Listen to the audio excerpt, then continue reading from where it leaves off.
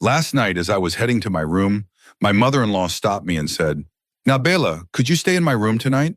I'm not feeling well. I often have to get up and go to the restroom at night, and just yesterday I fell. Thankfully, I landed on the nearby sofa, so I wasn't hurt. Otherwise, had I hit the floor, it would have been much worse. You know how long it takes to recover from injuries at my age." My mother-in-law had a habit of long-winded explanations, and as she went on, I felt a wave of irritation rise within me. But I eventually agreed, thinking that it wasn't as though I had any real reason to sleep in my own room. After all, whether or not my husband was there didn't make much of a difference to me. With a heavy sigh, I made up my mind to spend the night in her room. The next morning, when I stepped out of my mother-in-law's room, my sister-in-law was making breakfast. Typically, I handled the chores at night while she took care of things in the morning.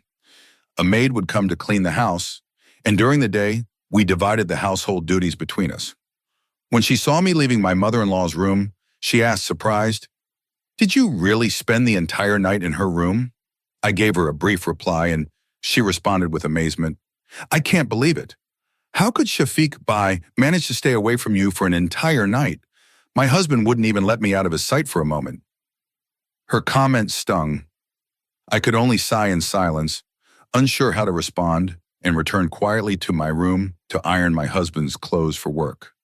That evening, as we all sat down for dinner, my mother-in-law asked my sister-in-law to stay in her room that night. I noticed my sister-in-law and her husband exchange a glance, communicating silently with their eyes. It was clear to me what he was trying to convey. A wave of sadness washed over me as I watched my husband, entirely engrossed in his meal, utterly indifferent to what was unfolding around him. Even if my mother-in-law had asked me instead of my sister-in-law, I knew he wouldn't have reacted. Later that night, as I was washing dishes, my sister-in-law approached me hesitantly, twisting her fingers nervously. "Bobby," she began, "there's something I want to ask you." I already had an inkling of what she was going to say, but I pretended to be busy and asked her what she wanted. She finally blurted out, "Could you please stay in Amma's room instead of me? Your husband doesn't seem to mind, but Adil would be upset with me." Her reasoning made sense. I looked at her face, flushed with a mix of emotions. Her eyes seemed to glisten, as if lost in thought. After a moment's pause, I nodded and agreed. "Okay, I'll stay there tonight." When I entered my mother-in-law's room, she looked surprised for a moment, but she didn't ask any questions. Perhaps she too understood the dynamics between her two sons. I often marveled at my mother-in-law's behavior, how she never asked me about something that was undoubtedly noticeable. It had been 3 months since our wedding, both mine and my sister-in-law's. But unlike her, who had been blessed with the joy of impending motherhood, I showed no signs of pregnancy. And how could there be? Even the thought of it filled me with a deep sense of sadness. Still, my mother-in-law never once questioned me. She never asked why I hadn't shared any good news yet. Instead, she seemed content just seeing me there. That evening, she remarked, "It's good that you came instead of Nagina. She's so careless. Once she falls asleep, she's completely out. Even if I call her, my voice never reaches her. But you come to me as soon as I call." I didn't respond. I simply lay down and tried to let it pass. Around midnight, her health took a turn for the worse. I got up and went to the kitchen for some water. That's when I noticed my sister-in-law standing by the stove, making tea at such a late hour. Surprised, I asked why she was up so late. She seemed flustered, almost caught off guard, but I was in a hurry, so I quickly returned to my mother-in-law's room. Later, I let the incident slip from my mind. Day by day, my mother-in-law's health declined. Each night, I ended up staying in her room. My sister-in-law never volunteered, not once. She wasn't willing to spend the night there. Not even once. My husband didn't object either. In fact, he seemed oddly relieved, almost grateful that I was the one handling it. Watching his indifferent attitude hurt me deeply. I often found myself wondering why he had even bothered to marry. If he wasn't capable of being a husband in the truest sense, if he couldn't fulfill his responsibilities as a partner, why did he destroy my life by marrying me? His brother never let his wife out of his sight, not even for a moment. Yet my husband seemed utterly uninterested, almost as if he had no regard for women at all. If he had been so unwilling, he could have refused to marry in the first place. Perhaps then I would have been spared this misery. But now what could I do? I felt trapped, resigned to going through the motions each day and swallowing my despair. I had no choice but to endure it. But then I decided it was time to confront him. I needed answers. I needed to know how long this would go on. So that evening, when he returned from work, I gathered my courage and spoke to him directly. To my surprise, he just stared at me, as if taken aback by my bluntness. He never expected me to be so straightforward. After a moment, he finally responded, "I'm seeing a herbalist for treatment. Soon I'll recover, and you'll have no reason to complain." But even as he said those words, he avoided my gaze. It was clear he wasn't entirely sure of his own claims. I left the room in disappointment and returned to my mother-in-law's side. Staying by him no longer held any meaning for me. That night, my mother-in-law's condition worsened again. When I went to the kitchen for water, I heard strange sounds coming from my brother-in-law's room. It left me stunned and confused. This wasn't the first time. I had heard similar noises late at night on several occasions before. The situation left me feeling both embarrassed and uneasy. They seemed so caught up in their emotions, so completely consumed by their desires, that they had no regard for the fact that other people were in the house. After giving my mother-in-law her medicine, I stepped outside her room. Compelled by curiosity, or perhaps frustration, I stood by their door listening. Once again, I heard those unsettling noises, and I felt a deep shame just standing there. The boldness, the lack of consideration, was astonishing. But what could I do? I felt powerless, trapped in a life where I had to manage everything silently, with no acknowledgement of my own needs or feelings. It had become increasingly difficult for me to contain my emotions. When I peered through the crack in their door's lock and saw them in that state, I felt a surge of anger and frustration that I couldn't hold back. When I returned to my room, my husband was sound asleep on the bed. I climbed into bed and curled up next to him, catching him off guard. He looked at me in surprise and asked, "What's wrong? Are you feeling okay? What happened all of a sudden?" But at that moment, my mind was consumed by what I had just witnessed, and the fire inside me had grown stronger. I demanded that he give me my rightful place as his wife. Otherwise, I warned, I'll raise my voice and call everyone here. I'll tell everyone about what's really going on. He stared at me for what felt like ages, disbelief etched across his face. Then suddenly his expression darkened. His voice rose as he lashed out at me, saying, "You're so shameless. You have no sense of decorum. Do you even realize what you're saying to your husband? Proper, decent women wouldn't even dream of speaking such words, let alone expressing such a desire so brazenly. And here you are saying it so openly." His outburst only fueled my own anger, and I shot back. "Why did you marry me in the first place? It's been months now, and you've yet to fulfill even the most basic expectations of marriage. I'll go and tell your mother everything. Ask her why she insisted you get married at all." Hearing this, he looked genuinely panicked. His tone shifted abruptly, and he folded his hands in front of me, pleading, "Please don't tell anyone. My dignity is in your hands. You have no idea how much shame it would bring me. My mother would be devastated to hear such a thing. I can't bear to cause her that pain. I promise you, I'm undergoing treatment.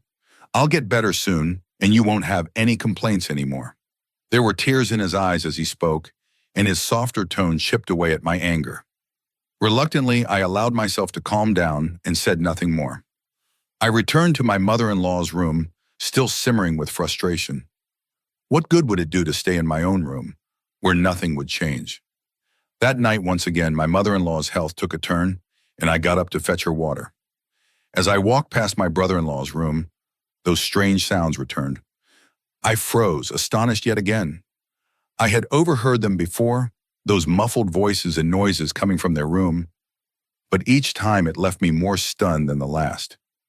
And then, once again, I caught sight of my sister-in-law in the kitchen, bustling around. I never understood why she was so often awake at this hour, making tea or doing something else. It was puzzling to say the least. And most of all, I couldn't help but wonder about my brother-in-law. What on earth was he doing or using that made his wife so endlessly satisfied? Night after night, their connection seemed so intense, so prolonged. I felt a sharp pang of envy and confusion, But bound by shame and propriety, I couldn't possibly ask him about it, even though the questions gnawed at me. Eventually, it all became too much to bear. The frustration and loneliness inside me reached a breaking point. I went to my husband once again, unable to contain myself, and demanded what I rightfully deserved. "How long do you expect me to endure this?" I cried out. My voice rose as I poured out my anger. "You've ruined my life. You've destroyed my happiness. When I see other married women content and fulfilled in their married lives, it leaves an unbearable emptiness within me. I can't keep my emotions in check anymore." I sobbed loudly, each word spilling out of me in desperation. "Why don't you understand that you have a living, breathing wife, a woman with feelings, with desires, right here? But you don't care, do you?" My husband didn't say a word. He simply lowered his head, sitting silently, as if my words had stripped him of any defense. His lack of response, his refusal to meet my gaze, only deepened my despair. And then, as I stepped out of the room, I was hit by an even more shocking realization. My sister-in-law was standing outside, and she had heard everything. She had heard every word I just said to my husband. As I passed by, I was about to take another route when she stopped me and said, "Bobby, why didn't you tell someone about all this? You've been silently enduring everything for so long. You should have spoken up. There must be a solution to your problem. Instead, you kept suffering like an ignorant woman who doesn't know her rights." Her words struck me deeply, but I simply lowered my gaze. I had stayed silent out of shame and modesty, unsure how to handle the situation. Even now, I had no idea what the solution could be. She then said, "I have a solution for you. If you had confided in me earlier, I could have helped sooner. But it's not too late now." She led me to the kitchen and instructed me to follow her every step. I watched her, distracted and unsure of what she was doing. After all, I couldn't imagine anything changing. How could my husband ever behave normally with me? Resigned and doubtful, I watched as she prepared a dark, almost black brew. "This," she said, handing me the cup. "Give this to your husband. All your complaints will disappear." She spoke with such certainty that I couldn't help but stare at her in disbelief. When I finally gave the concoction to my husband, what happened next left me astonished. To my utter surprise, he responded to me not once, not twice, but 4 times that night. The next morning felt brighter than I could have imagined. For the first time, I felt lighthearted, as if a veil of gloom had lifted. Everything seemed new and full of possibilities. As I was heading toward the kitchen, my brother-in-law stopped me in the corridor. He looked at me with an intense, unreadable expression and said, "If you ever have a complaint about my brother, you should have come to me. I could have solved all your problems. All this time you spent suffering in silence. It didn't have to be this way." His words left me stunned. I didn't know what to make of them. Why was he saying this? And why now? As I stood there, caught off guard, my husband appeared.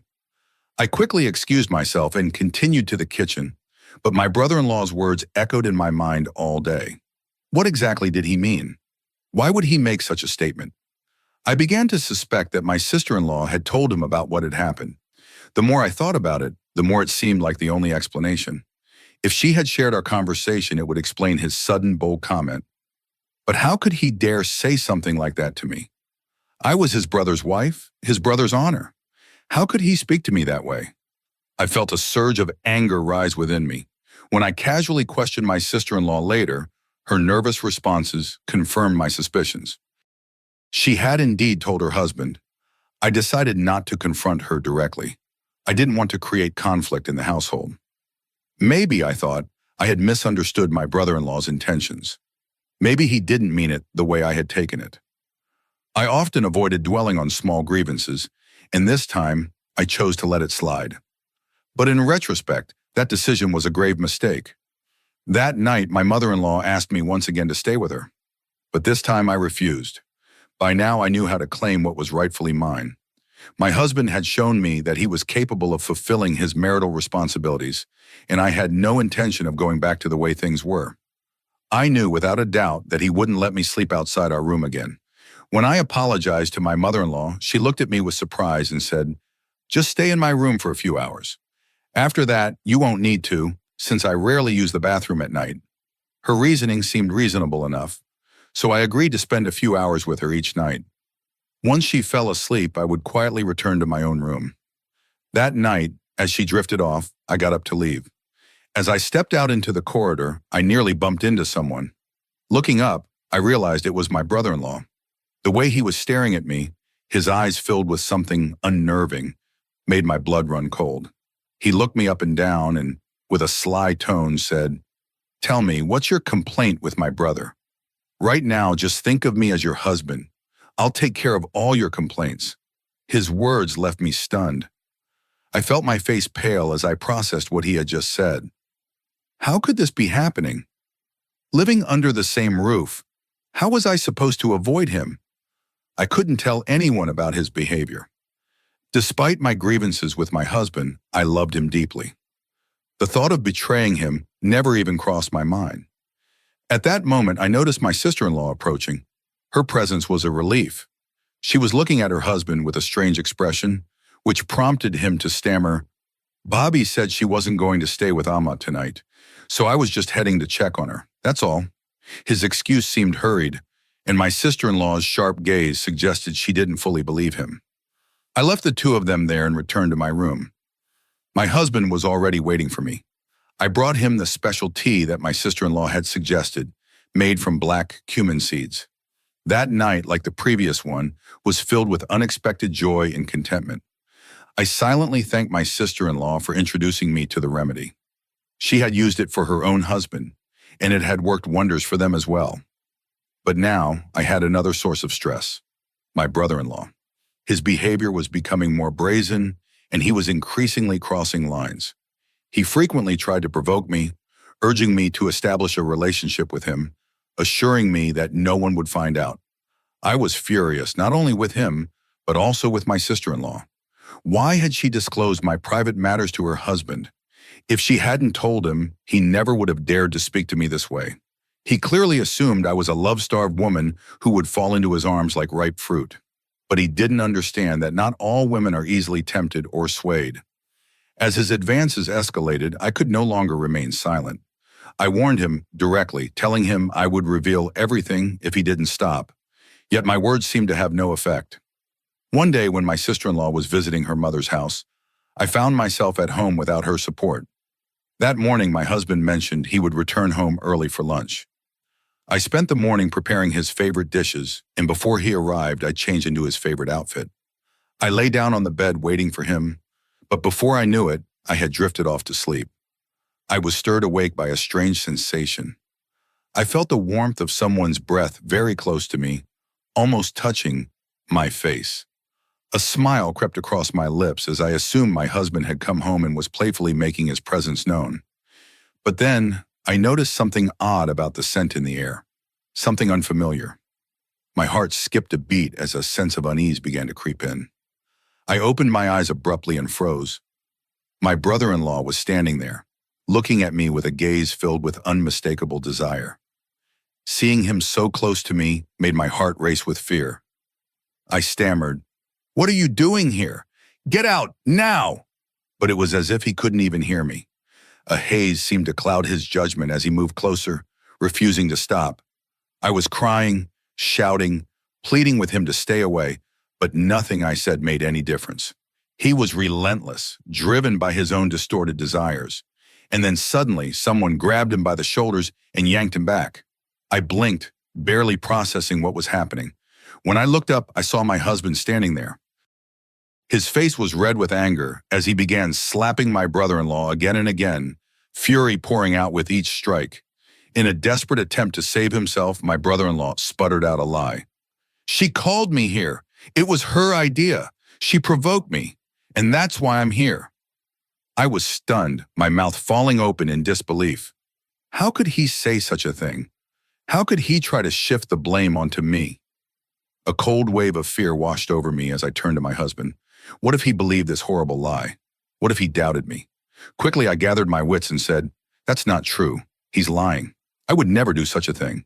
I can't even imagine it. My husband didn't waver. His trust in me was unshaken. "My wife isn't like that," he said, his voice steady and certain. If she never did anything wrong when I couldn't meet her needs, why would she do something now that we've worked everything out?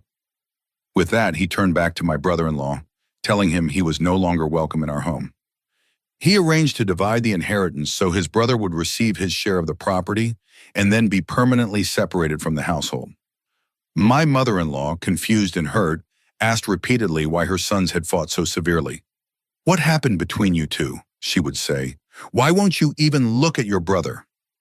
But my husband remained silent every time. He chose not to tell her what had happened, shielding her from the ugly truth. My sister-in-law was equally in the dark. She had no idea why her husband had been sent away. I didn't want to ruin her perception of him or shatter her illusions. She still believed he loved her deeply, that he was entirely devoted to her. If she continued to live under that assumption, her life would be simpler and happier. Telling her the truth would have only caused her pain and made her question everything. I wasn't willing to take away that small comfort she had, so I let her believe her husband was still the man she thought he was. Life moved on.